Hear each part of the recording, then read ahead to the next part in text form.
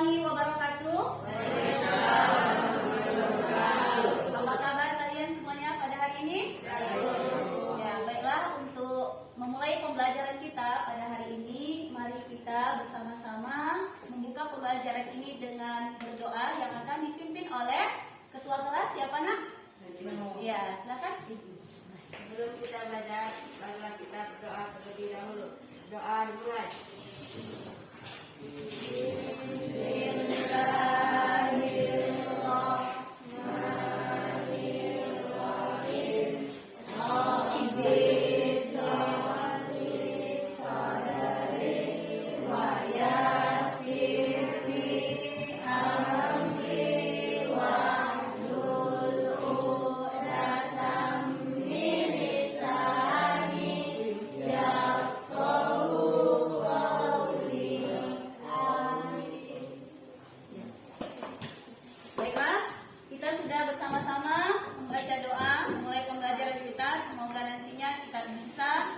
Mengikuti pembelajaran ini dengan baik.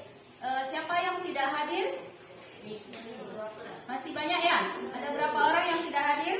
8. Ya, coba ibu lihat ya. Afkiansa hadir ya.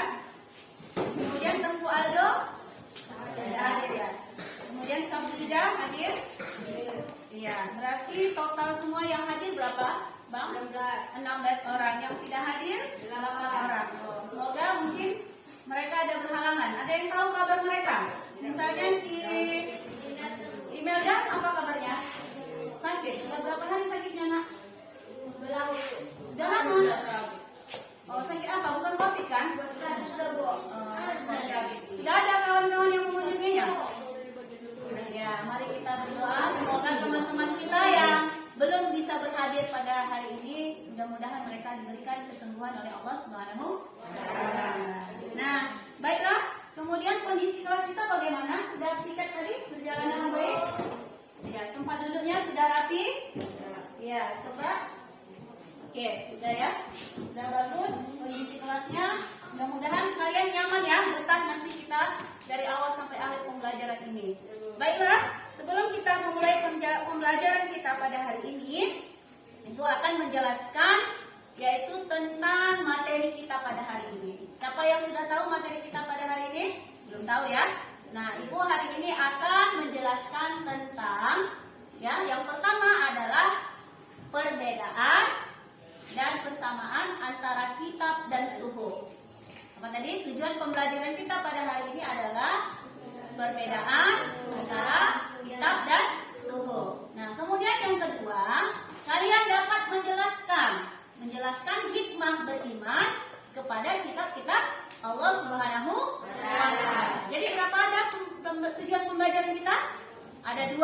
Apa tadi? Yang pertama, menjelaskan perbedaan kitab dan suhuf. Yang kedua, menjelaskan hikmah beriman kepada kitab-kitab Allah Subhanahu wa Ta'ala. Nah, untuk memulai pembelajaran kita pada pagi hari ini, coba kalian, Ibu meminta pada kalian untuk berkonsentrasi, memperhatikan ke depan. Nah, di depan sudah ada layar yang bertuliskan apa? Kitab dan suhuf. Nah, apa kira-kira yang muncul dari benak kalian tentang gambar di atas, di layar? Ya. Bang, apa tadi? Apa kira-kira yang muncul dari Abang tentang kitab dan suhuf?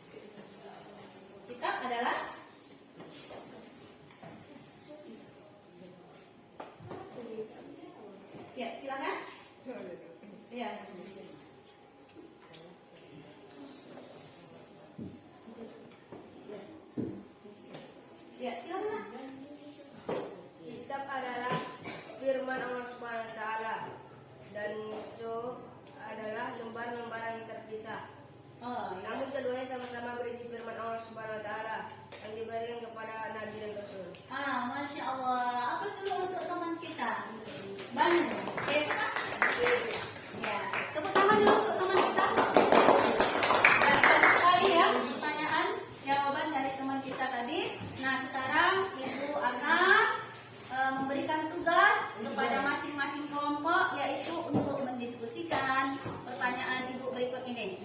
Nah, pertanyaan pertama, apa suhuf itu? Ya, apakah kitab dan suhuf itu memiliki persamaan dan perbedaan? Ya, sudah paham pertanyaan dari Ibu? Jawab nak, apa? Sudah paham? Sudah. Ya, sekarang Ibu akan memberikan kepada kalian, yaitu ini apa? Kertas apa namanya? Origami. Ya, bagus. Kamu mau warna apa? Kelompok ini mau warna apa? Merah, pink. Ini bukan merah ya, ini warna apa? Pink. Ya, siapa sekretaris? Oke, ini abang cari ya, kakak ya. Nah, oke, silakan. Yang ini mau warna apa? Merah juga. Supaya lain warnanya kita kasih warna kuning. Mau? Ini kelompok B. Kita akan kasih warna biru. Ya, biru bagus. Ya, oke.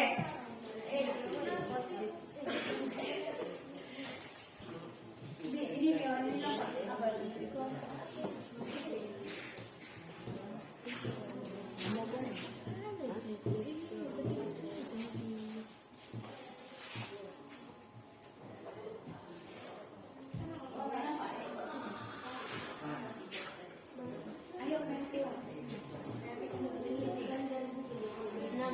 Iya, tulis nama kelompoknya dan nama-nama anggotanya.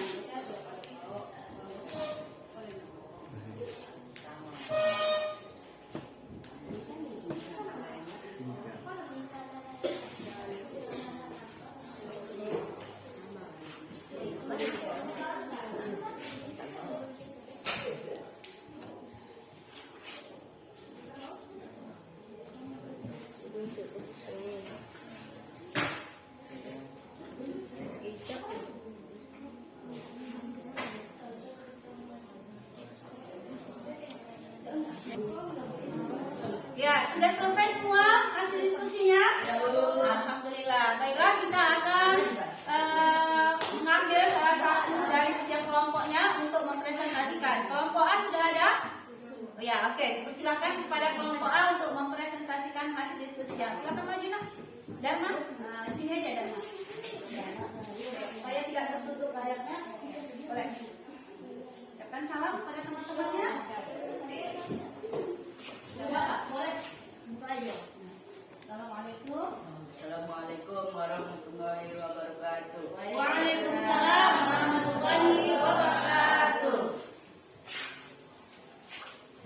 Apa suhuf itu?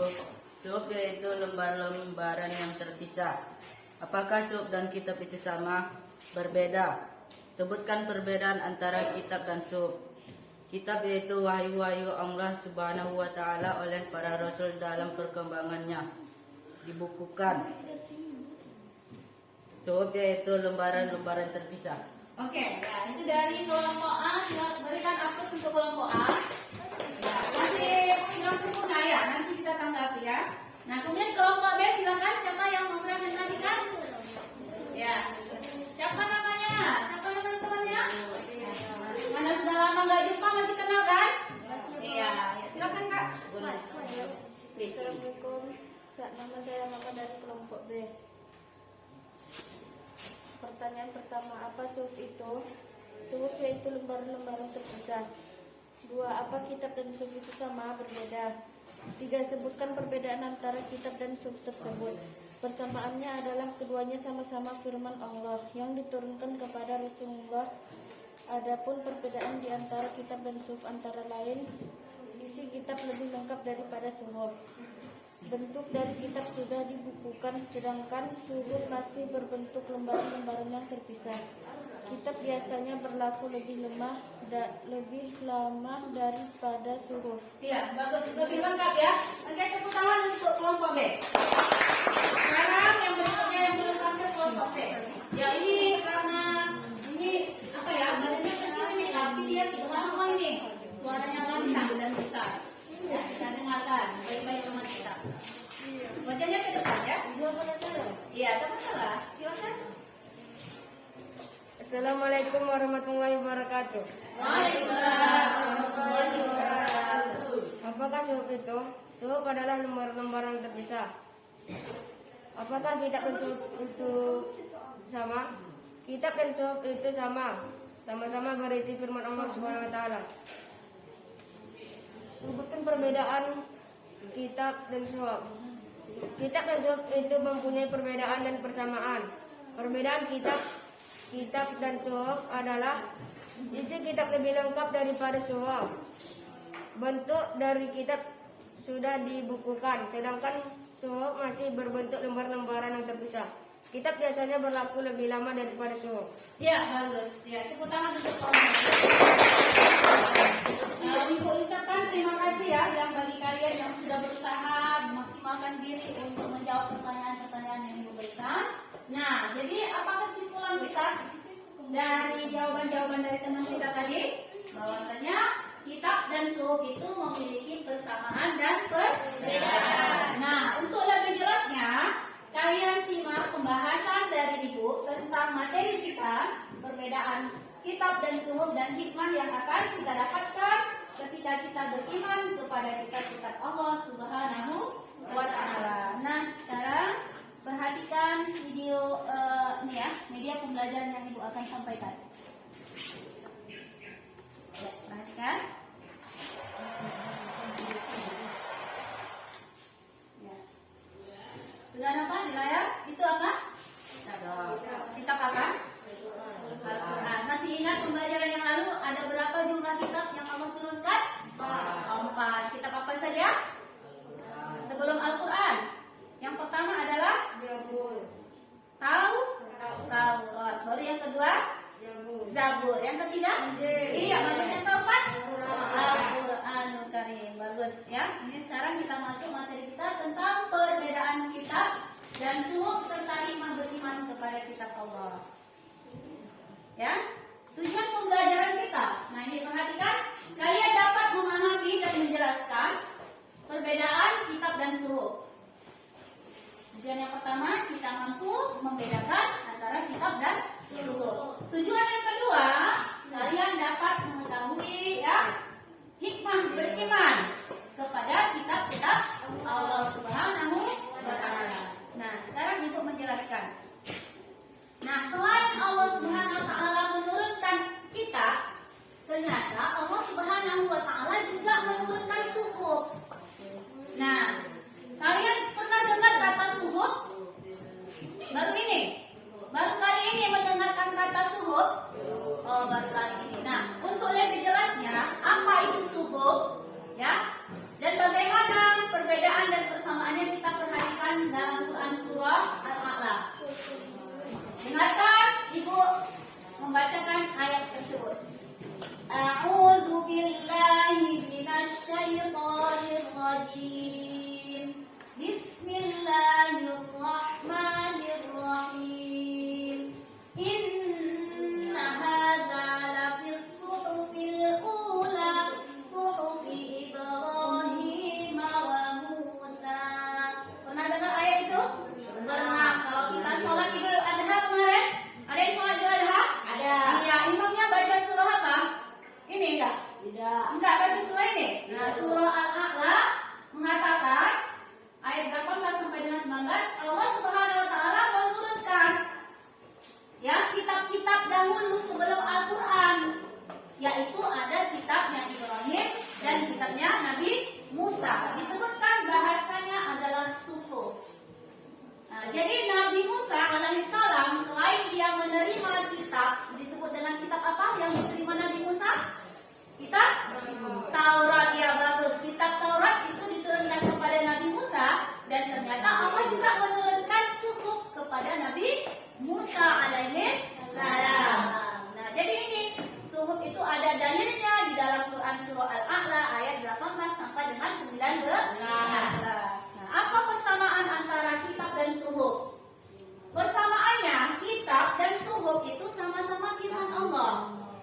Jadi kitab itu adalah wahyu Allah, firman Allah Subhanahu wa taala yang diturunkan kepada nabi dan rasul, dan suhuf juga adalah firman Allah juga yang diturunkan kepada nabi dan rasul juga. Namun perbedaannya di sini. Nah, bisa kita lihat tabel berikut ini ya.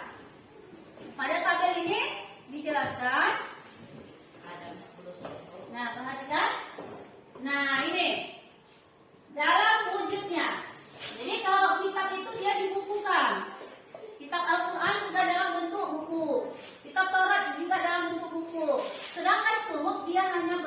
lembaran-lembaran saja. Paham? Bisa dibayangkan kalau dibukukan dengan lembaran itu berbeda atau sama? Beda atau sama kalau dibukukan dengan lembaran?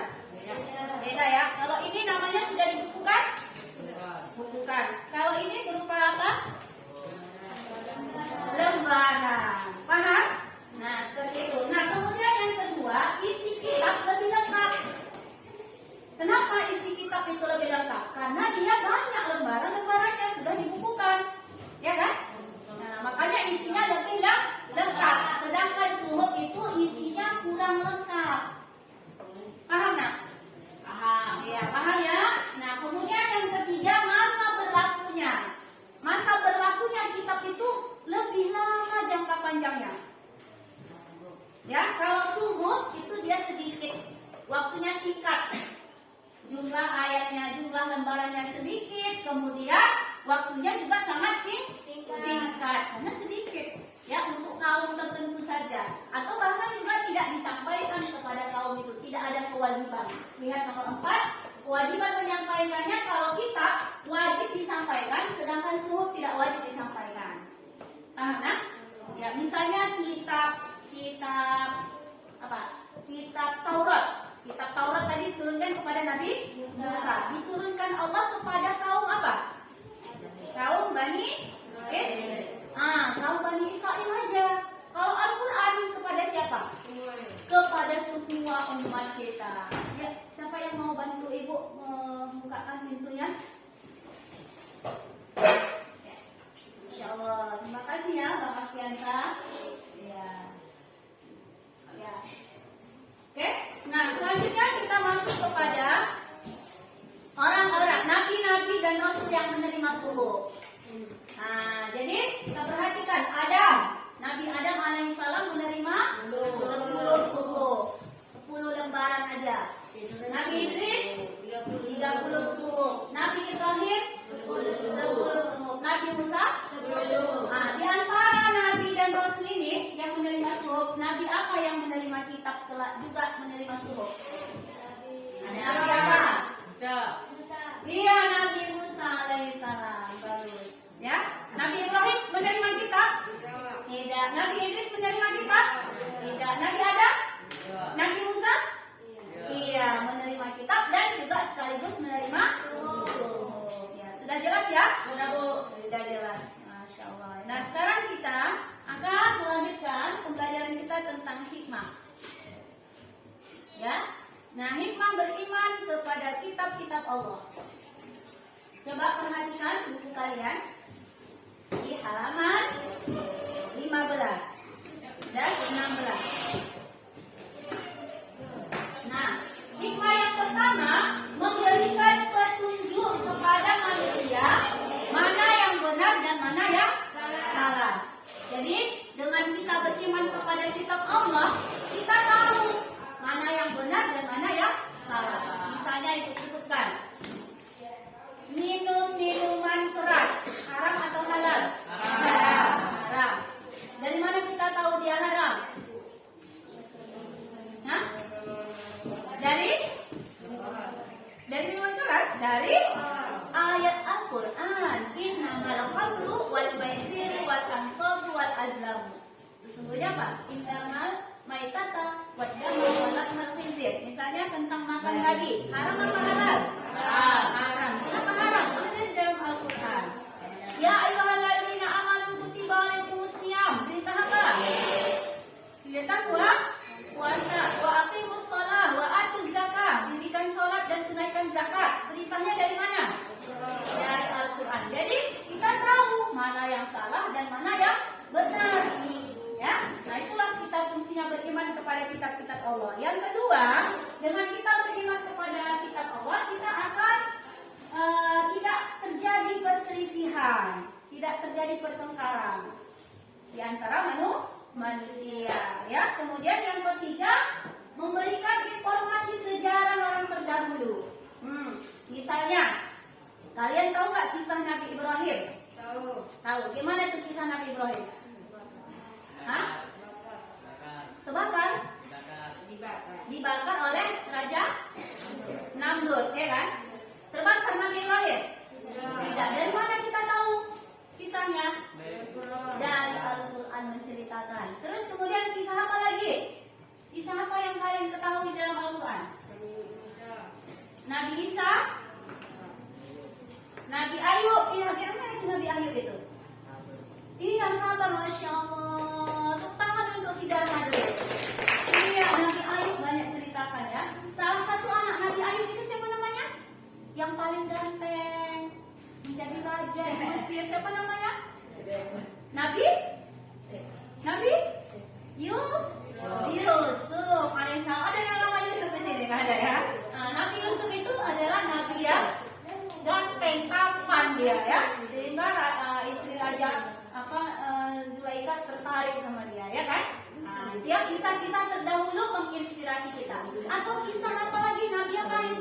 yang ditenggelamkan Allah? Musa. Ini Nabi Musa. Selain Nabi Musa, yang Allah hujani mereka dengan batu-batu yang gunung meletus karena kejahatan dan dosa mereka. Nabi Muhammad. Nabi Muhammad? Nabi Ibrahim. Bukan. Nabi Lut. Iya kan? Nabi Lut itu apa tuh? Dosa kaumnya apa? Nabi Lut melakukan pernikahan sejenis, laki-laki nikah sama laki-laki, perempuan nikah sama perempuan, ada kan? Zaman sekarang ada nggak itu? Ada. Terus itu terjadi nggak dulu di zaman Nabi? Ada. Di zaman Nabi apa? Di zaman Nabi Lut. Bagaimana kesudahan orang-orang di zaman Nabi Lut itu? Mereka gimana?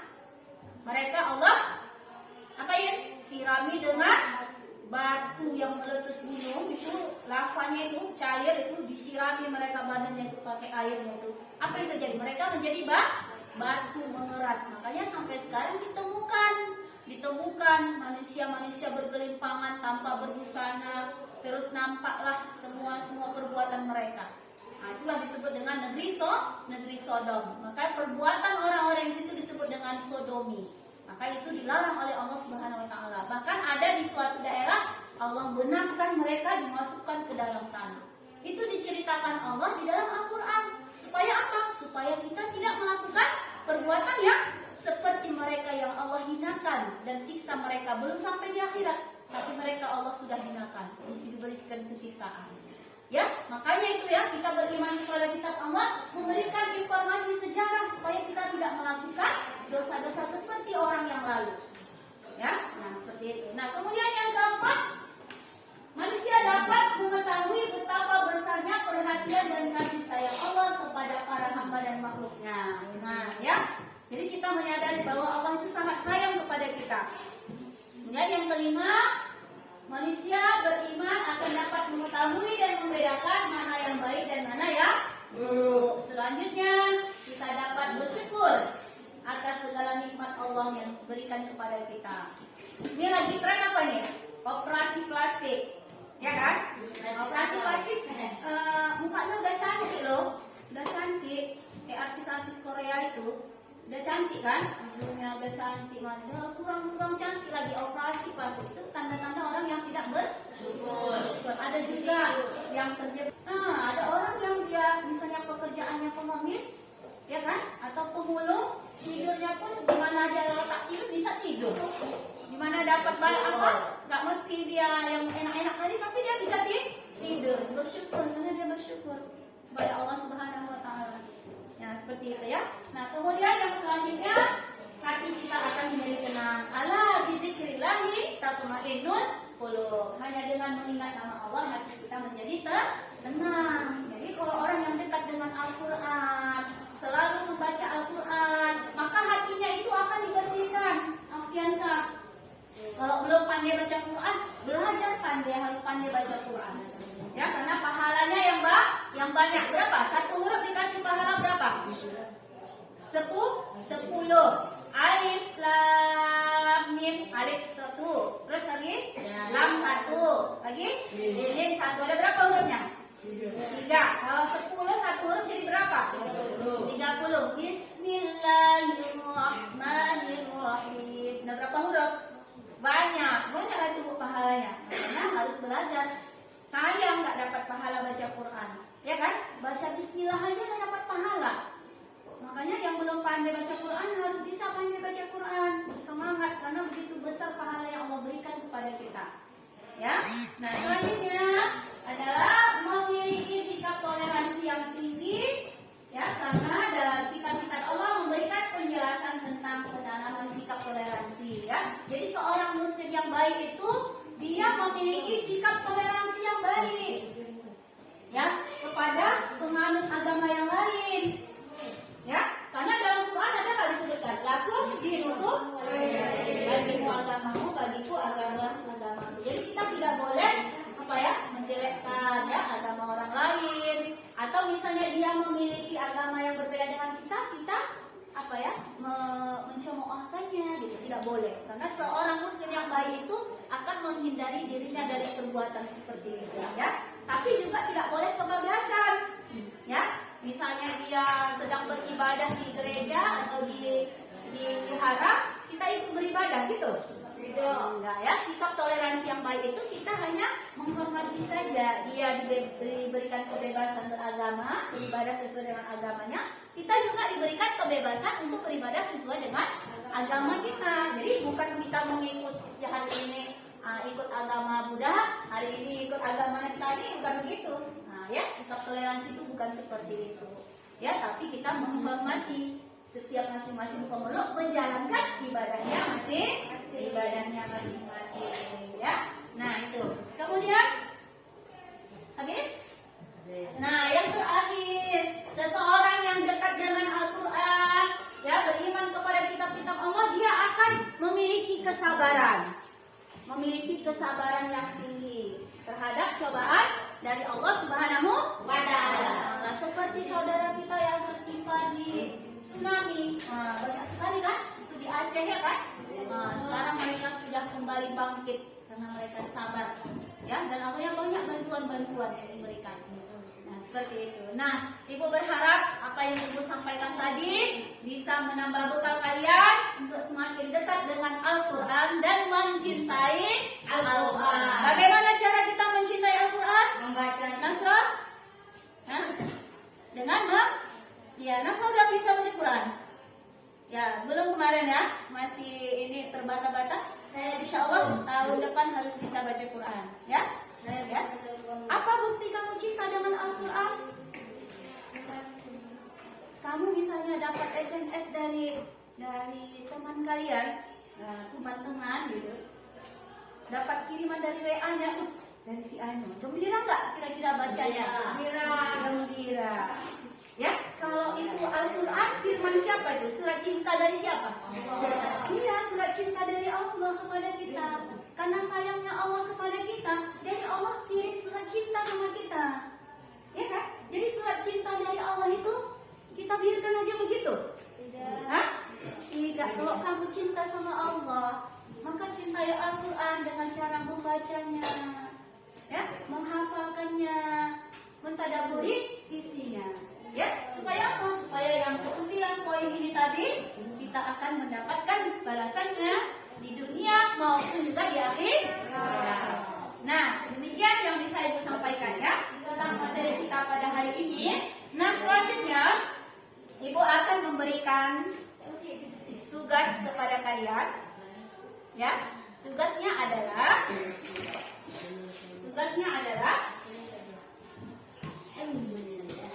kalian menjawab pertanyaan dari Ibu. Ya. Nah, masing-masing sudah Ibu berikan. Ada berapa ini? 1, 2, 3, 4, 5. Nah, ya. Ada 6 orang. Nah, nanti Ibu pandu ya. Ibu kasihkan dulu kertasnya. 4, 5. Nah, sini ada berapa? Nah, 1, 2, 3, 4, 5. Ya, kasih kepada temannya ya.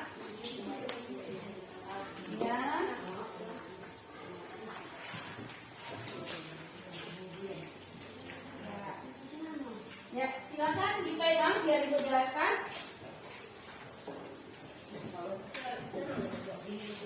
Nah, di lembaran pertama berisikan tentang penilaian diri. Lihat, penilaian diri. Nah, di kolom nama peserta didik, kalian tuliskan nama kalian masing-masing. Sudah, nak? Oke, sudah? Ya, nanti kalau nggak ada pulpen nanti Ibu kasih ya. Ya, dengarkan dulu instruksi dari Ibu. Tuliskan nama di kolom nama peserta didik. Kemudian pilih kebiasaan kalian. Misalnya seperti ini. Membaca Al-Quran di rumah setiap hari. Selalu, sering, jarang, tidak pernah. Kalian checklist di mana kondisi kalian dengan apa? Jujur atau berbohong? Jujur. Ya, dengan jujur, ya, dengan jujur. Nah, kemudian di lembaran yang kedua ini ada soal pilihan berganda.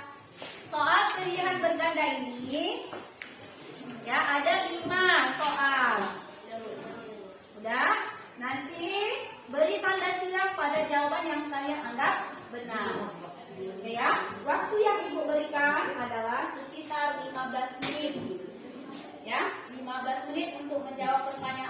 penilaian diri dan penilaian pengetahuannya. Oke, silakan dimulai. Ini tadi siapa namanya, Pak? Nah, ini Repan. Ya. Ya, checklist mana yang waktu yang sesuai dengan diri kalian.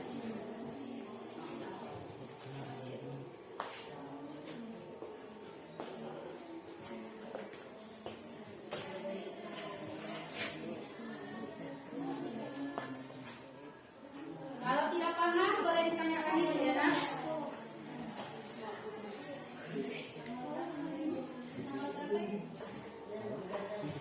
Diberi silang, mana jawaban yang kelihatan benar. Saya mau usul yang katanya,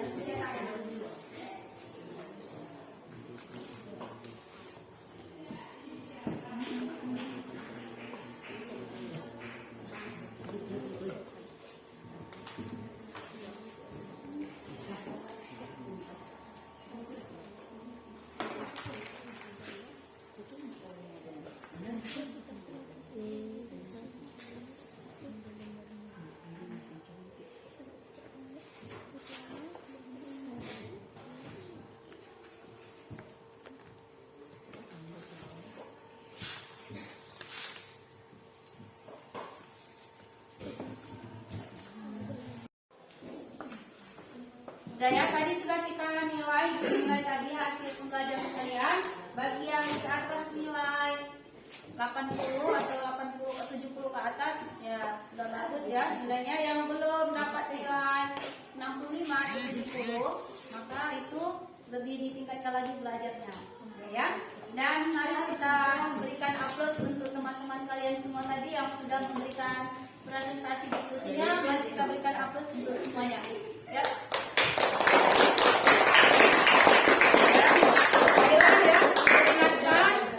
Tetap menjaga protokol kesehatan ya. Nanti pulang setelah ini pelajaran selesai, pulang ke rumahnya masing-masing. Jangan lupa ganti bajunya, kemudian cuci tangannya ya dengan baik, dengan bersih ya. Kemudian kita akan mempelajari atau mereview kembali pembelajaran kita tentang meyakini kitab-kitab Allah dan mencintai Al-Quran. Ibu mohon maaf ya pada kalian semua kalau ada salah dan silap.